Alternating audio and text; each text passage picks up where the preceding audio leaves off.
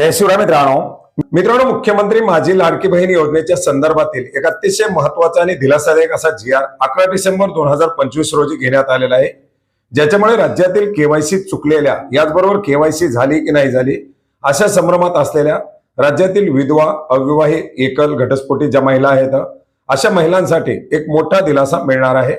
मुख्यमंत्री माझी लाडकी बहीण या योजनेअंतर्गत पात्र लाभार्थी महिलांची पडताळणी आणि प्रमाणीकरण करण्यासाठी ई-केवायसी माध्यमातून आधार ऑथेंटिकेशन करण्याबाबत अशा प्रकारचा हा GR घेण्यात आलेला आहे, ज्याच्यामध्ये आपण पाहू शकता ज्या महिला लाभार्थ्यांनी आपली केवायसी केलेली आहे परंतु त्याच्यामध्ये काही चुका झाल्यात अशा प्रकारचं जर एखाद्या महिलेला वाटत असेल तर त्या महिलेला आता केवायसी परत एकदा करता येणार आहे।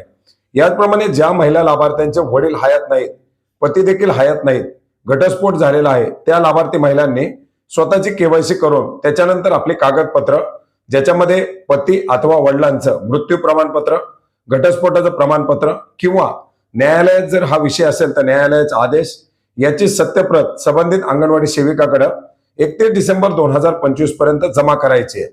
सदरची प्रक्रिया ही पूर्णपणे ऑफलाईन पद्धतीने राहणार आहे।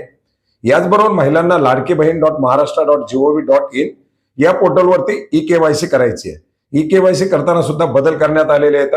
पात्र लाभार्थ्यांनी या योजनेच्या पोर्टलवरती ई-केवायसी ऑनलाईन पद्धतीने 31 डिसेंबर 2025 पर्यंत पूर्ण करून घ्यायची आहे।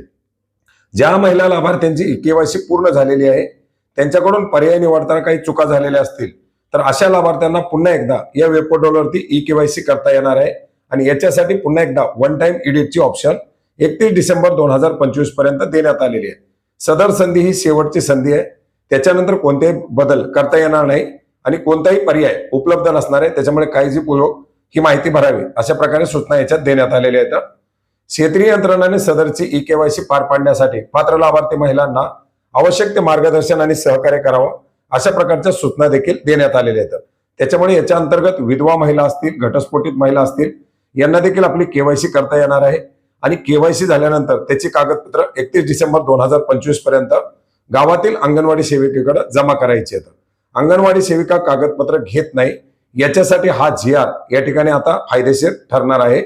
याचबरोबर केवायसी करत असताना मी चुकीच्या ऑप्शन निवडल्या, याचबरोबर माझी केवायसी पूर्ण झाली की नाही झाली असे बरेच सारे संभ्रम होते। बऱ्याच साऱ्या महिलांना स्वतःचा OTP टाकल्यानंतरच केवायसी पूर्ण होत होती। या सर्व महिलांना पुन्हा एकदा याच्या अंतर्गत 31 डिसेंबर 2025 पर्यंत आपली केवायसी करण्याचा पर्याय उपलब्ध करून देण्यात आलेला आहे। आपली जर केवायसी करताना काही संभ्रम असतील तर आपण पुन्हा एकदा केवायसी करू शकता। केवायसी आपल्या मोबाईलच्या माध्यमातून देखील ऑनलाईन पद्धतीने करता येते। अगदी घर बसल्या आपण 5 मिनिटांमध्ये केवायसी करू शकता। केवायसी कशी करायची याचा व्हिडिओ आपल्याला शेवटी किंवा सजेशन मध्ये आणि डिस्क्रिप्शन मध्ये देण्यात आलेला आहे। धन्यवाद।